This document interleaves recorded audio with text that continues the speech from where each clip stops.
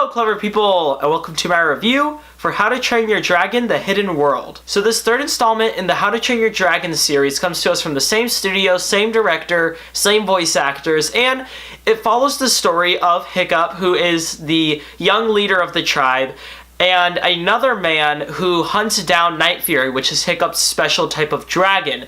And his goal is to try to get all the dragons to safety. So I was very excited for this How to Train Your Dragon movie because I love the first two. I watched them a lot when I was a kid, and I loved them. They're definitely some of my childhood movies. So I was really excited to see another one. I got to go to the early Fandango screening, which was 3 weeks early, so got to see it before it came out even.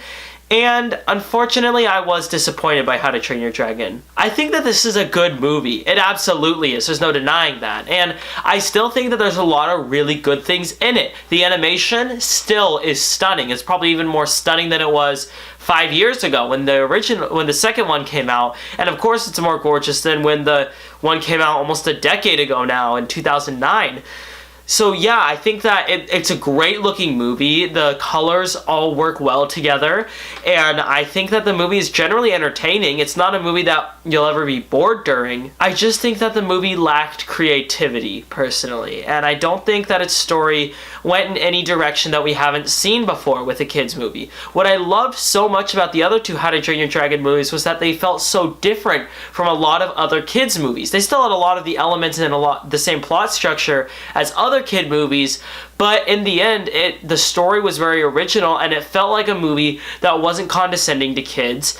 And this one, it doesn't condescend to kids, but there's nothing going for it, really. It's still just, it's a very basic story. It doesn't really move itself in any direction that I needed to see. It's not like, after seeing How to Train Your Dragon 2, I was thinking I wanted to see where the characters are going to go next. But after the end of this movie, I thought I didn't really need to see the characters go in that direction. It was just such a conclusion thing that it just felt like it needed to be there so that I could conclude the whole trilogy.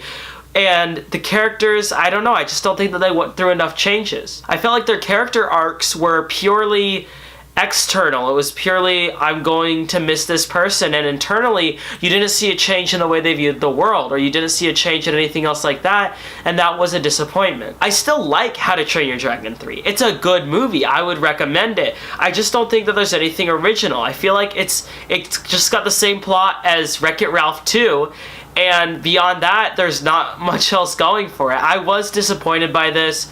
I left the theater just kind of feeling like it was forgettable, feeling like there's nothing in the movie that really stood out to me. It was just an unfortunate, disappointing sequel. I will give How to Train Your Dragon 3 a 6.25 out of 10. Alright, that concludes my review for How to Train Your Dragon: The Hidden World. So, what are your thoughts on this film, or what do you think of the other two films in the trilogy? Comment in the comment section below, and let me know. I'm Robert Burke, and this has been The Clever Critics. Goodbye.